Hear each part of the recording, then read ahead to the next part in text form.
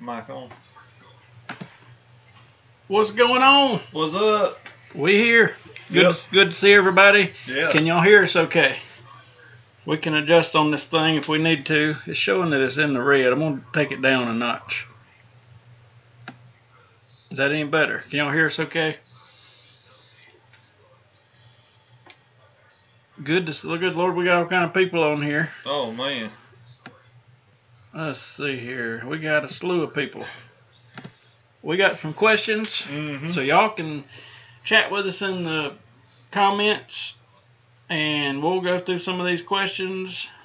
What's going on, everybody? Fernando, Chris, Muddy Ducks, Michael, Dean, Devin, everybody's on here.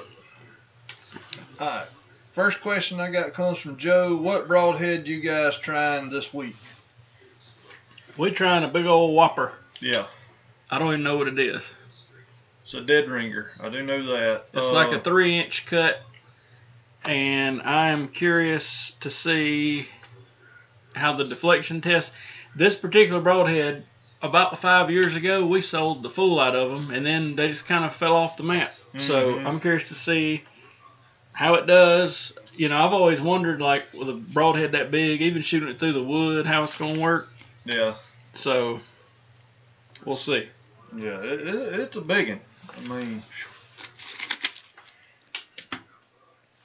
Mike asked, what's our favorite string silencer?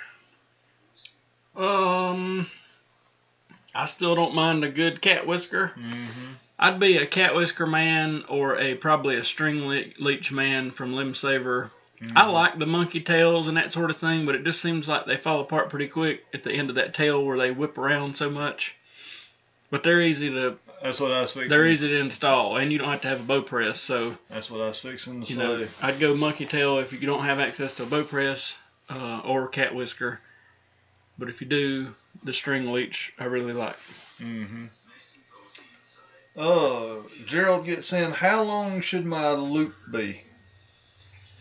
On the short end, you know, we have people ask us sometimes for a super short loop, and it ends up being somewhere around, a half inch, 5/8 of an inch. On the longer end, up to an inch, but I'd say on average between 5/8 and 3/4 is what we see. Yeah. How is he liking the saddle? Me and TJ have talked about it, but neither one of us has bought one. Yeah. Who's got it? Muddy Ducks. They bought one. Uh-oh. I just worry that I'll get in a hurry, I'll forget the clip, and I will end up seated on the ground from 20 foot above. Which one did y'all get? Let's see. What's up, Richard? Let's see. Pete says, I've got a Spot Hog single pin ordered. Any tips on sighting in? He has the JX3. Isn't that what you wanted? Yeah. On the Spot Hog, it really can't get any easier. You can read the instructions, but you put a calibration tape on there. They'll send you about 4 of them. Get you a 20-yard pin, line it up on 20, and then you'll shoot at 60, and it'll end up being it could be any number, but usually like 18 to 22-ish. And then whatever that number ends up being on your calibration tape at 60, you just cut that number tape out of your pack. They'll send you like 20 or 30 tapes. So let's say it's tape 22, and it'll show you your indicator will be on 22, and you'll be hitting dead on at 60. Just cut out tape 22, line up 60 in that pointer, and then test it, but you should be good to go. It's pretty simple. Yeah. I need to make a good, like, full in-depth video because we get asked that a lot. They said they like the JX3. I've been looking at that one, but I don't like the price tag. It's up there. I've kind of abandoned it and just keep looking around. I'm already this far into deer season, so I probably won't do anything this year. Maybe next year. Did it take a lot of getting used to, or did he just roll with it? That's my thing, because I feel like I'd need a little bit of learning time to make sure I'm not gonna fall, or maybe more trust than learning, just being able to trust that thing. I don't know. Yeah. Let's see. Gene gets in with, what's your favorite color lighted knot? I usually end up going with a green, but I really enjoy the pink one just because, green could blend in with grass or whatever technically, and blue's another one that ain't going to blend in. Blue or pink, I like something different, something that's going to stick out, and if you see it, you know. I actually like the strobing ones. I think Nocturnal has a green and red and a green and blue. I've got the green and red, and I like it pretty good. It's just something different. Richard, we don't have any of those arms in for that jig. Fernando, I hadn't tried the Amazon Broadheads, but I had really thought about making a whole video, ordering like 3 or 4 different ones and just making a whole video, or ordering the ones that look just like the Rage Broadheads and doing like a head-to-head test. Like, all right, here's our usual test, here it is with the China Broadhead, and here it is with the Rage, and see if there's any difference, because the company that owns Rage is known for sourcing their stuff from China. So I just wonder if it ain't the same people making them to a certain degree. Yeah. Let's see. He tested out on a tree. Devin's off work. I'm at the portal. I'm about with you there. I got like 4 buddies now that have fallen out of tree stands. One, I guess it's been a couple years ago now. He had on his safety harness, and when it caught, it snapped and it flipped. He would have probably been okay, but he said when it caught him and then snapped, it flipped him like upside down, and he ended up being in the hospital for months. Yeah. And but anyway, and I know several people, pretty close buddies, that have fell out of tree stands. So I'm not against the tree stand yet, but I'm really thinking when I go up one now. When I used to not care, I just take off up one. I know. I mean, I can remember going to sleep in a climber and not even think twice about it. But Devin said he's got a video of the Amazon Broadheads. You have to check it out over on the Merritt Outdoor. I'll have to scope it out. Yep. Kevin gets in, says, any tricks to make my fixed blade broadhead quit whistling? I don't shoot mine around women. And I'm kidding. Nah, really, certain ones are made with a lot of vents and stuff, and they'll make some sound, so you just may have to swap a broadhead. Yep. Tommy gets in and says, my QAD doesn't fall completely. It has a catch in it before it goes all the way down. Have you guys seen this? Yes. I would say of the few, we've seen it, I don't want to say a good bit because it's not like common, but we see a couple a year do that. And it's like right before it gets down, it'll just stop and there's something going on in it. So I don't know what that is, if there's something wore out, I don't know. But yeah, we have seen it, and usually we end up, if you call QAD, they'll probably swap it with you, to be honest. They've been real good. It's just the pain of shipping it back and getting another one and all that. So yeah, we've seen it. The main one we see it on is at the Ultra Rest Hunter, the cheaper version of it. Steve said he's got to brag on his son. He killed his first deer with a bow over the weekend. Uh-oh. Tell him we said congrats. Yep, congrats. What was it? Was it a doe or a... Devin said to give Emily a shout out. I mean, you think we should flash her? I don't know. We might. I'm kidding. We might get taken off to YouTube. Let's see. Ted gets in. Do you guys have anybody that has shot after LASIK eye surgery? I don't know that I've talked to anybody lately about it, but I know I've talked to people about it, and about everybody said it was great. Yeah. I wonder, did he say he ain't having problems, or he's just wondering? He said, nah, he just said, do we know anybody? I'm trying to think of, wasn't it Perry?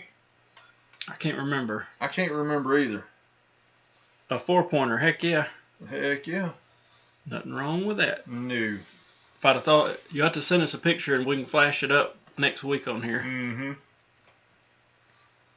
Or we'll try to. Let me tell y'all this story. I meant to tell last week. Oh, Lord. 2 weeks ago, I even cropped out TJ's deer so that you didn't see the blood or the shot or whatever. And YouTube, they took our video down for about 2 days and said it was animal cruelty or something. And I had to send in an appeal and all this, and finally they put it back up. But what they did got us? Oh, the kids into archery video, they took it down too and said we couldn't have kids on it or something because it fell under the nudity guideline. It was weird. I was like, what in the world? That's what worries me about being on here sometimes is I really want to film some hunts, and I know other people have done it, but I just put up a picture of TJ and the deer, and they took our video down, so I don't know. I mean, we got it. It's back up, but yeah, he's had LASIK. It's better than it was before. He can't shoot with glasses. I'm not sure. The guy he emailed me asking, did we know anybody that had shot after it? I don't know if he's had it or if he's going to have it or what. Jeffrey says, what is our favorite bow fishing reel setup? The AMS is just what always been my go-to. I know Muzzy makes some decent stuff, and even Cajun and everybody, but we sold some Cajun stuff this year, and I'm probably going to order more of it than we did last year, this year, but the AMS has just been the tried, the proven stuff. Now, we had one of the winch reels from Cajun we ordered for a guy this year, and it seemed like it was pretty stout. Yeah. So I wouldn't be opposed to trying it. Do we have any experience with the Nap Shockwave or Spitfire? A long time ago, I mean, not that long ago, but a good while back, I shot some Shockwaves, and they did fine. The, what is it, the Killzone? The Nap Killzone, there's two models. There's one regular Killzone, and then there's a Killzone Max or something. Max. We had a slew of people wanting us, and I don't normally stock that Broadhead, but a bunch of people suddenly wanted us to carry it this year, so we ordered a bunch for people, and they love it. They love it. It's a big old. It's almost a 3-inch. So. Fred gets in and says, any huge disadvantages to not using speed knocks on my new string? You just lose some speed. I mean, if it's a newer Hoyt or Matthews, I'd probably put them on it. If it's not, then I wouldn't worry about it. Probably, if it's just got like 2 or 3 on it, you're only looking at a couple feet per second. But like on a Tri-X, a Halon, and newer on Matthews, or post-Defiant Hoyt, you might be looking at more around 8 or 10 feet per second. So, just according to what bow, any way better than others carry a bow on your back, riding a mountain bike. Currently using a hunting backpack. For total archery, a lot of times we'll get one of those little slings that you clip it through pretty much the ends of the riser, and then you can just clip the strap on and kind of throw it over your back, and you can just leave it on if you want to and shoot. Yeah. There's another company, and it's kind of funny because the guy came out here and I was kind of like, but afterwards I kind of like the idea of it. It's a magnetic sling. God, what's the name of that company? I know there's Jacket Gear. It's like a braided paracord sling, but it's got a magnet in it, and it'll actually kind of stick to the side of the bow, so you can shoot it, and it just kind of sticks over there out of the way, and I cannot think of the name of it. I know there's a company out there called Jacket Gear, because they was at the Total Archery, and they have a sling that you can... Fernando, I did hear what happened in Norway. I hadn't read it. I knew some guy went on a shooting rampage with a bow and arrow, and I think killed several people. I don't know. I hadn't read up on the reason behind it. I sent it to a few people last night and was like, "Look at this," but that's it. It makes archery look bad, which sucks. But it's always who knows what going on. Yep. And then the last one I got is from Harry. He says my release is fraying my loop. Any tips on how to fix? Pretty much just got to figure out which little corner is catching it. Either get you a little tiny rat tail type file or some super fine sandpaper and go to town on it. And then usually I'll take something like a piece of our string material, because you can kind of run it through there and it'll definitely catch. Get something a Q-tip, a cotton ball, get something and run it through there, and if it catches, keep on working on it. Sling-a-ling, was that it? That's it, the sling-a-ling.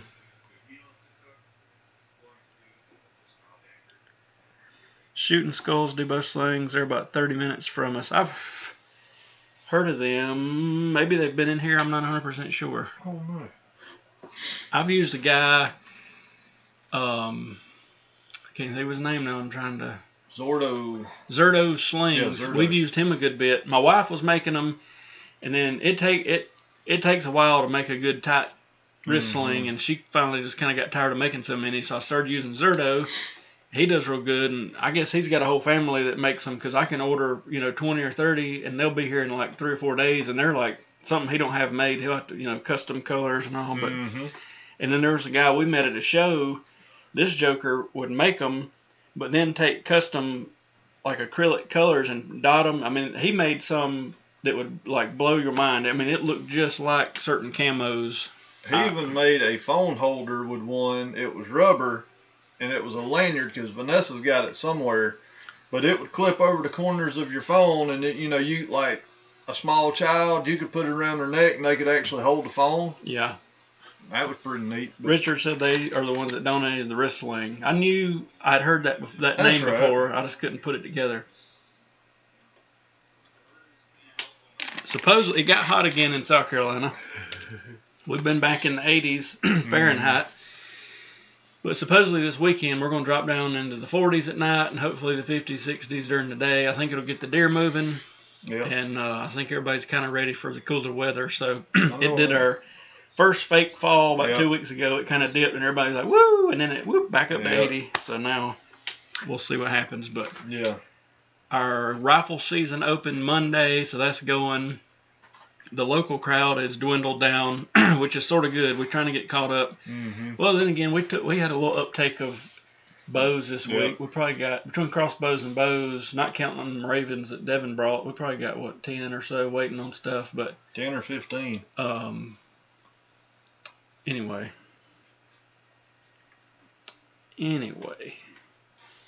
trying to think of what else is happening. We still hadn't seen the bear rep. He should be. I know he covers like Florida, Alabama, Georgia, South Carolina, North Carolina. I seen he was in Alabama earlier today, so he's making his way up to us. I was hoping by today we could tell y'all we've shot him, but we hadn't. So hopefully by next week. But anyway, looking forward to that. Looking forward to hearing what Prime's coming out with exactly. What else? Did anybody see the end time system that Black Eagle put out yesterday? I have yet to see a video on how it works, but supposedly you can time your bow with these little apparatus, and I can't remember. I remember you said that you'd seen something like it early on in the archery years, but long time ago, Spot Hog made this thing that you'd hook into your cable, and it was pretty much 2 set screws that would lengthen and shorten this little device, so you could time your bow without having to press. So I don't know if it's something like that or what. I don't know either. But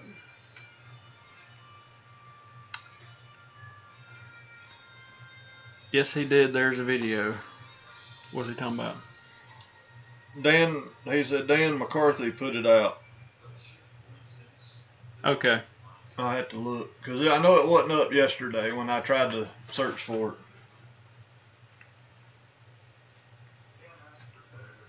I'll have to look into that, because it seemed pretty interesting. In other news, the ATA show, 2 to 3 major manufacturers have dropped out. So I'm curious to know if there'll actually be a show. There wasn't last year. They're still saying it's on. It's supposed to be in Louisville this year, but I don't know if I'm convinced they're gonna have one. Yeah.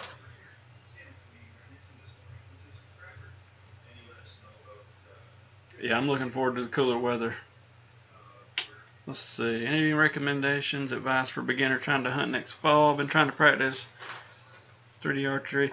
3D archery helps, because you're shooting at foam animals, and you can go meet up with some people. Because about everywhere we've shot, at least in the southeast, when we've needed a person or two to shoot with us, you can show up, and there's always friendly people that's like, come on and shoot with us.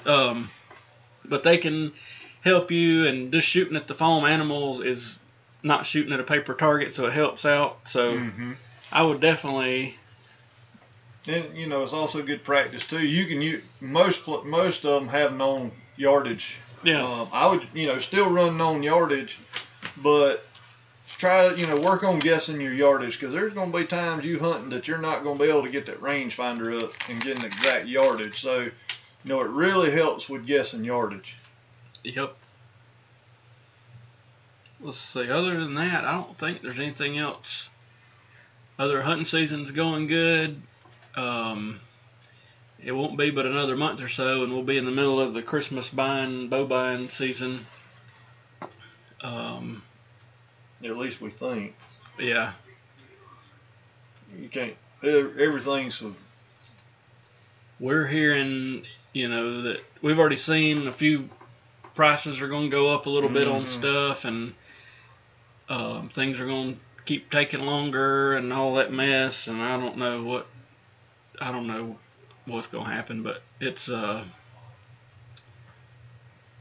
different sort of time than a couple of years ago. I mean, it's pretty wild.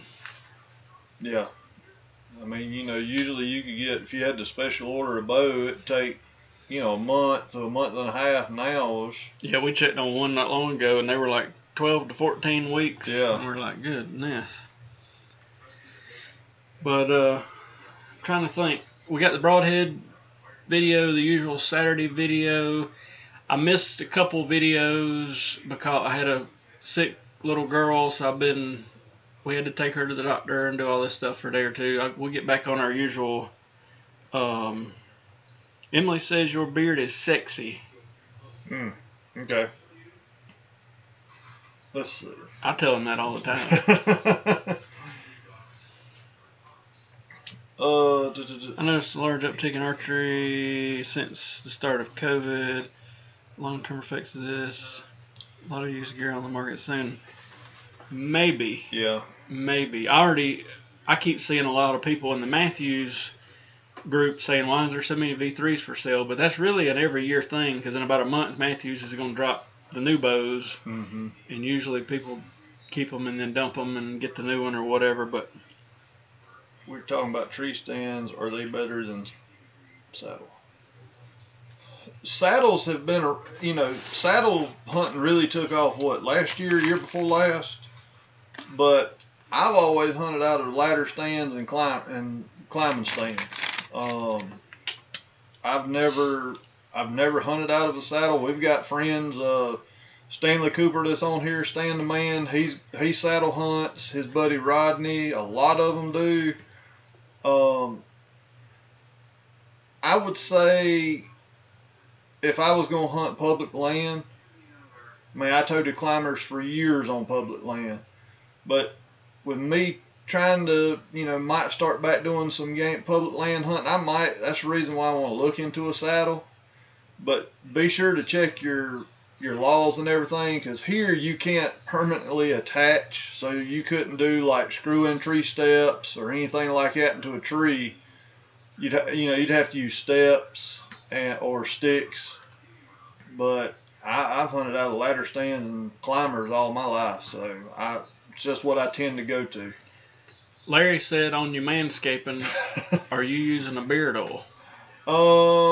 I do every once in a while. I know when I first started mine, I really had to get some because it itched. It's kind of like having... How cool would TJ look with a big old...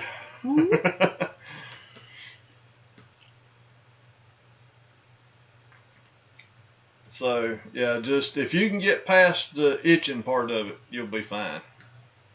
Get you a good, like a good beard wash or shampoo. That'll help a lot too. I don't know what I did with the beard wash you gave me. You brought me one and I have no clue what I did with it. I can't remember. It was in the box in there. I don't know if I took it home or not. It might have got chunked by accident or something. I doubt it. We're on Black Eagle's website. But yeah, I'm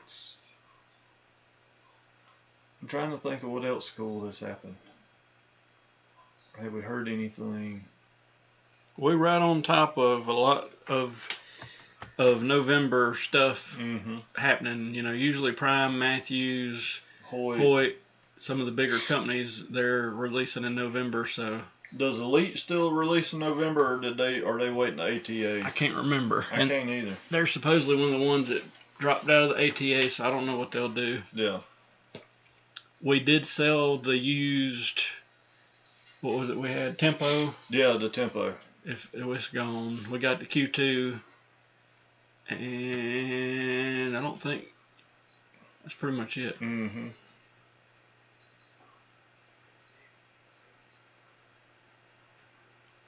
We thought of doing something. We do the occasional 3D shoot. We got about 50, maybe more than that, 3D targets, and we'll put out like 20 of them. The only thing, it takes so much time to put them out to get the lanes good and clear and cut, and by the time we do all that, most of the time I'm like, this ain't worth it. So I don't know that we'll do one for a while. We were talking about doing one in October. I don't know if that's going to happen or not, but we, for a long time, a couple of years ago, we did one, at least one a month, sometimes more than that. Mm-hmm. But it just takes so much time to fool with it.